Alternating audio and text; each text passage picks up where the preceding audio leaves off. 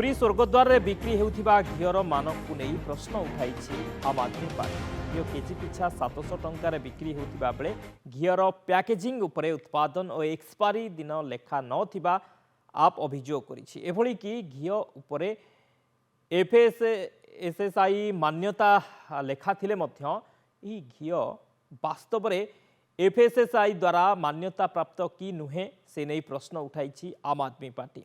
स्वर्गद्वार को घी जोगाइबा पई जो संस्था टेंडर नहीं से संस्था नारे पूर्व दुर्नीतिर आरोप लगी अभियोग करिछि आप। घी जोगाण गोप अंचल मिशन शक्ति को मिलिथिबारु एथिरे एक बड़ धरणर जालियाती होइथिबा आप अभियोग करिछि। तेणु घीर शुद्धता जांच सह मानर परीक्षा करने आप दाबी करिछि। 7 दिन मध्य स्पष्टीकरण नदेले दल उपजिलापालक ऑफिस घेराव करिबो बोली चेतावनी दैछि।